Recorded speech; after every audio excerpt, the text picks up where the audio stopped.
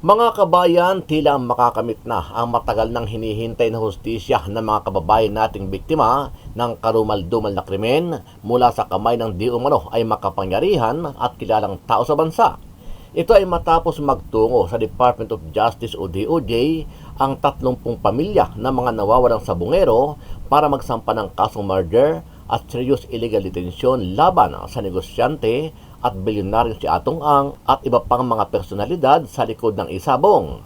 Kasama sa naghain ng kaso si Ryan Bautista, kapatid ng nawawalang si Michael Bautista.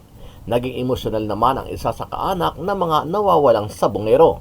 Masakit sa isang magulang po yung talaga nangyari hanggang ngayon po. Hindi po, sa totoo lang po, hindi pa ako nakamove on po. Kung yung sabi nila na ninyope, yun na po ba ang bayad, yung paslangin sila. Kinasuhan po namin, siyempre, yung aming talagang matagal nang hinala si Mr. Atong Ang, kasama sila Eric De La Rosa, RJ Mejia, at saka yung ibang mga pulis, si Attorney Caroline Cruz. Ito yung mga kasama po dun sa aming mga complaint. Ayon sa DOJ, magkakaroon muna ng evaluation kapag may sapat na basihan. Saka lamang sisimulan ang preliminary investigation at hihingin ang panig ng mga respondent. Sa kabila nito, lantarang itinuro ni Justice Secretary Jesus Crispin Boying Rimulya itong si business tycoon na si Charlie Atong Ang bilang mastermind sa kaso. Ito ay base na rin anya sa naging pahayag ng whistleblower na si Dondon Patidungan o alias Totoy. Siya yung ano niyan eh. Siya ang may-ari siya ang main player sa Isabong eh. Siya ang main player diyan, siya ang amo ni Totoy or Dondon. Pera niya pinababayad para sa trabaho na ginagawa ng mga kontraktor na pulis. Kaya ang mahalaga talaga dito ay malitis to. Trial talaga ang mahalaga rito. Magkaroon na ng trial to on the merits. Hiling ng mga kaanak ng nawawalang sabongero, masusing investigasyon ang gawin ng DOJ at mga kinauukulan para masampahan na ng kaso at mapanagot ang mga nasa likod ng krimen. Dahil dito, sinabi ni Rimulya na pera-pera lang ang labanan dahil hindi basta-bastang tao ang kanilang iimbestigahan. Ayon pa kay Rimulya, isang criminal organization ang kampo ni Atong Ang base na rin sa mga naging pahayag ng testigo na si Dondon Patidungan. Ang hiling namin sa kanila ay talagang masusing pag-aralan, imbestigahan para talagang magkaroon ng probable cause at para sa gayon magkaroon ng basis para ma-issue na po sila ng warrant of arrest sa lalong madaling panahon. Very rare to. I think it's the first time in Philippine history that we have something like this. Na meron talagang whistleblower sa acts ng isang criminal organization. And I think that we should appreciate the fact that he's coming out bravely to do this. Samantala, nagbigay naman ng komento at reaksyon itong si Attorney Rowena Guanzon laban dito kay DOJ Secretary Jesus Crispin Boying Rimulya matapos akusahan ang kampo ni Atong Ang na criminal syndicate. Ito ay kahit hindi pa naman naumpisahan ang pagdinig sa kaso. Giit ni Guanzon, dapat hindi muna nagbibigay ng mga tapos na komento ang Secretary of Justice dahil wala pang preliminary investigasyong nagaganap. Natawag yung pansin ko dun sa pahayag ni Secretary Rimulya na talaga pong tututukan nila itong kaso ng criminal syndicate. He used the words criminal syndicate. Now wait a minute. Hindi pa nga ho ninyo na preliminary investigation? Naglabas na ng salita ang ating Secretary of Justice na criminal syndicate sila? That's really unfair and unjust. The Secretary of Justice should be above politics. He should be fair and must observe. Ayon pa kay Guanzon, nakakabahala ang ating judicial system kapag mismong ang DOJ Secretary ang nag-aakusa na guilty. Ito ay kahit hindi pa naman dumadaan sa paglilitis. Kasi po, siya talaga yung maglalagda ng final dyan sa resolusyon ng mga piskal. Kaya nakakatakot po kung ganito lagi ang maririnig natin sa ating Secretary of Justice ay mga pahayag na parang hindi pa nga po nakasimula ang kaso ay guilty na itong mga respondents na ito. Kung matatandaan, ganito rin ang ginawa ni Remulla kay dating Congressman Arnie Teves Jr. at dating Joker Chief General Gerald Bantaga. Binanggit din ni Guanzon ang kasong kinasasangkutan ng anak mismo ni Remulla na may kinalaman sa illegal na droga. Pero kalaunan ay hindi naman napanagot at agad na nakalaya din kahit may hawak at matibay na ebidensya.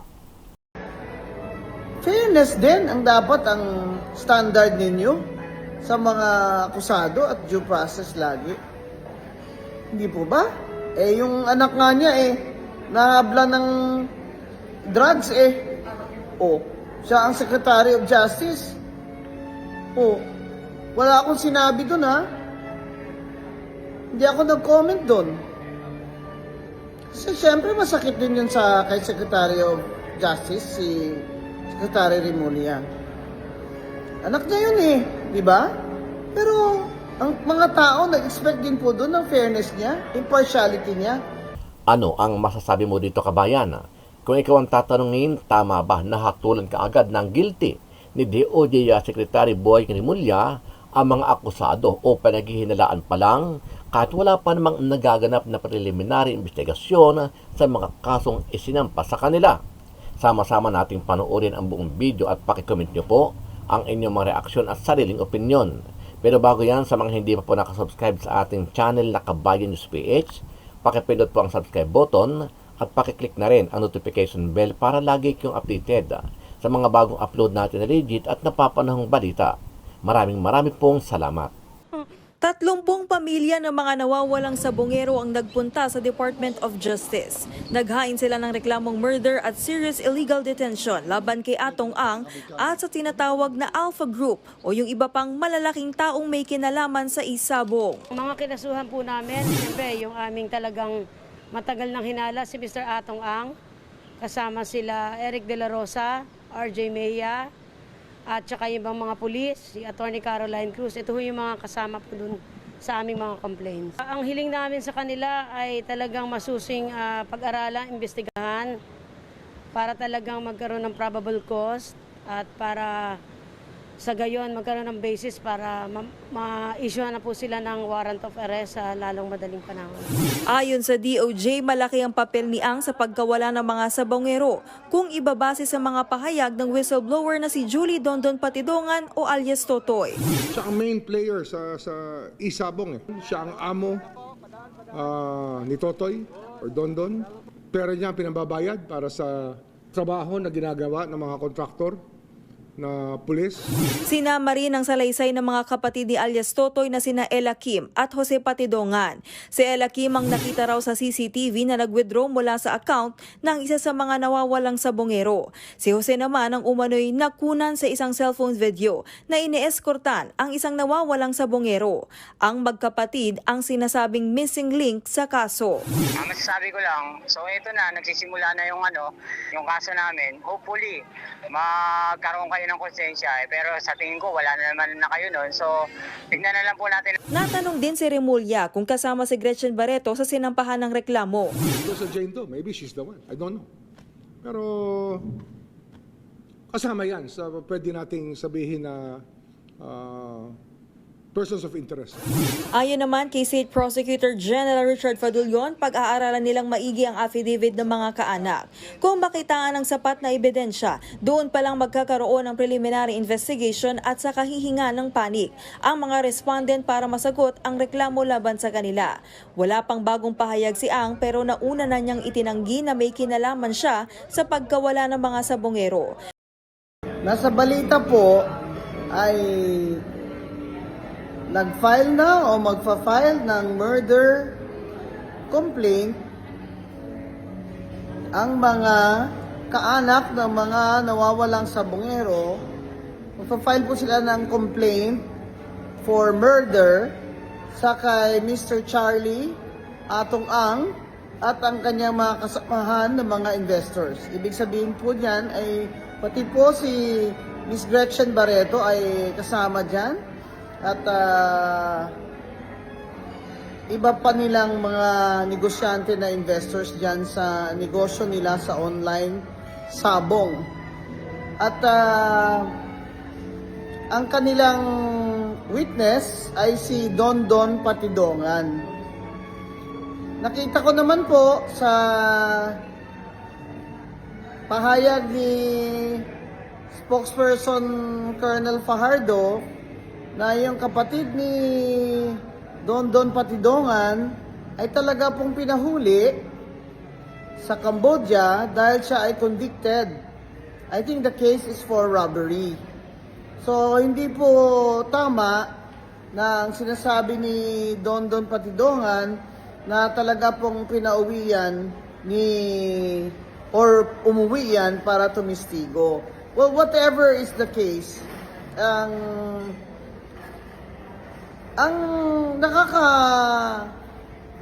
sa akin natawag yung pansin ko dun sa pahayag ni Secretary Remulla na talaga pong tututukan nila itong kaso ng criminal syndicate. He used the words criminal syndicate. Now, wait a minute. Hindi pa nga ho ninyo na preliminary investigation? Wala pa ngang, hindi ko alam kung na-receive na yung complaint na yan ng mga respondents na si Mr. Atong Ang at yung iba pa. Naglabas na ng salita ang ating Secretary of Justice na criminal syndicate sila. That's really unfair and unjust. The Secretary of Justice should be above politics. He should be fair and must observe due process and fairness at all times. Kasi po, siya talaga yung maglalagda ng final dyan sa resolusyon ng mga piskal. Kaya nakakatakot po kung ganito lagi ang maririnig natin sa ating Secretary of Justice ay mga pahayag na parang hindi pa nga po nakasimula ang kaso ay guilty na itong mga respondents na ito. Nangyari na rin ito noon.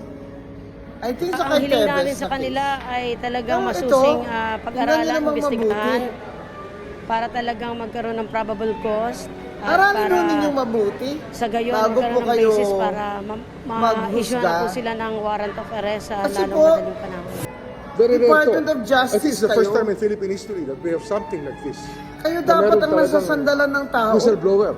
Sa para makamit acts nila ang ng isang hustisya. criminal Hindi lamang organization. yung And I think that we should appreciate the fact that pagpa-find guilty he's coming ng out kung bravely sino to dyan do this. isasakdal nyo o hindi.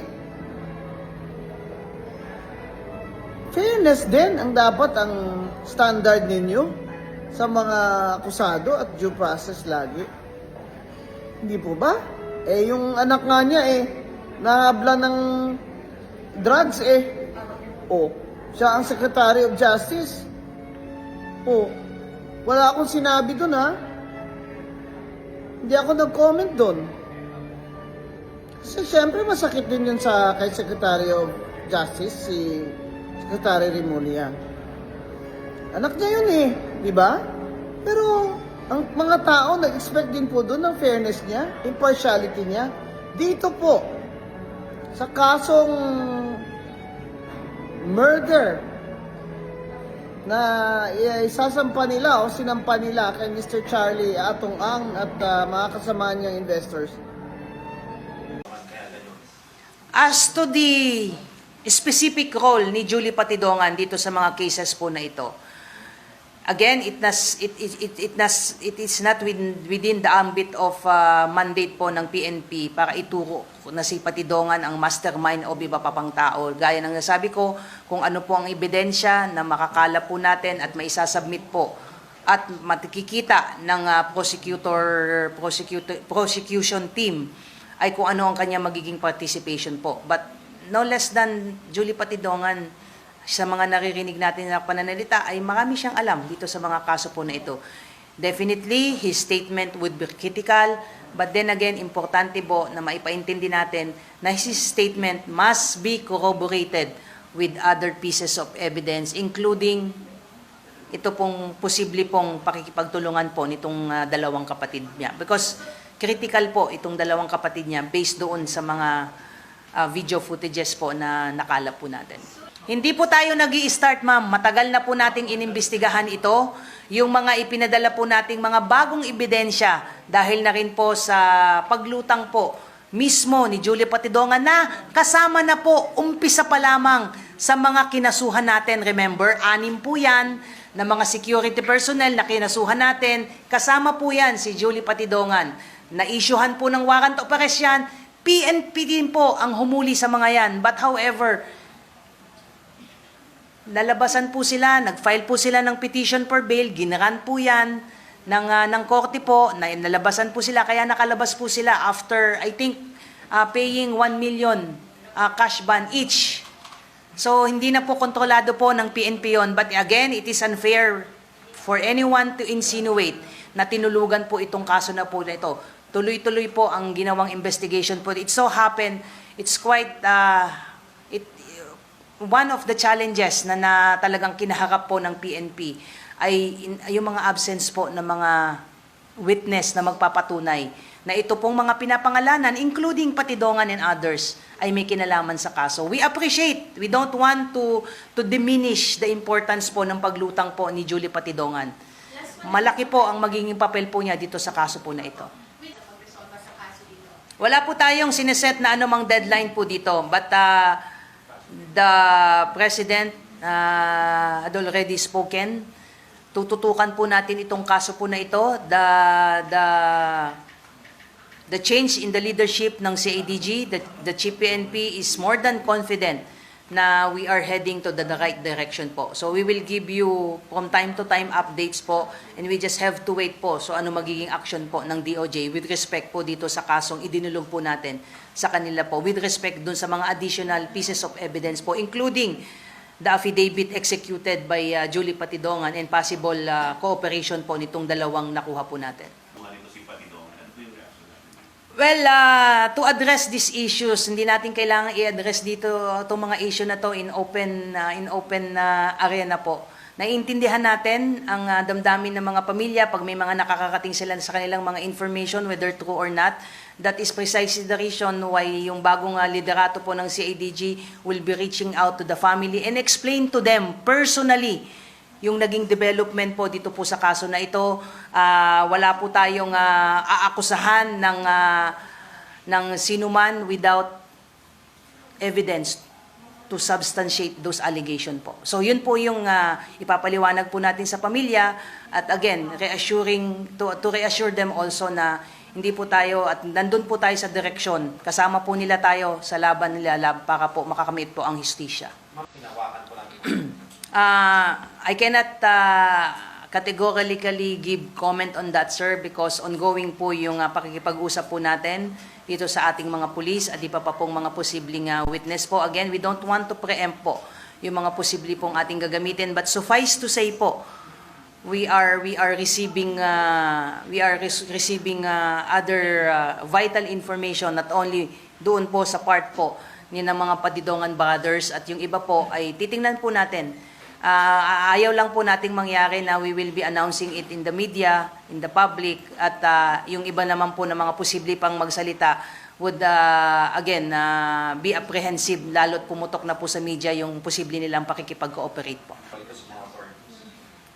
Yes po, sir, doon po sa mga na-recover po ng mga possible human remains po doon sa Taal Lake, medyo ang challenge po doon dahil matagal na nga pong nakasubmerge, ay medyo wala na po tayong na-extract po accordingly na DNA profile po doon sa matagal na pong nakasubmerge, parang contaminated na po. However po, doon po sa sementeryo po, ay meron pong nakuha po doon na as to their identity, I gave the names, other particulars po, na yung isa may conviction po, yung isa is half-brother, si Ilakim, who uses the alias Robert Bailon po. So again, we don't want to preempt again na you also have to understand may mga reservation din po on their part to cooperate and all. Siyempre may mga pamilya din po yan. We don't want to put them on the spot.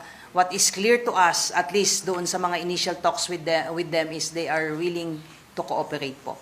So, ipagpaumanhin nyo na po, sir, kung di ako makapagbigay ng iba pa pong detalye. But we are hopeful na itutuloy po nila yung pag-cooperate po sa atin para mabigyan din po ng hustisya. Sabi ko nga, napaka-critical po ng kanilang magiging testimonya po. Saan korte mang may warrant, Luisa? Si Jose? I will have to check, sir, kung saan yung warrant ng conviction po niya. But definitely, meron po siyang, kung di ako nagkakamali, sir, para hindi ako magkamali, bigay ko sa inyo yung details mamaya kung saan po yung may conviction po siya.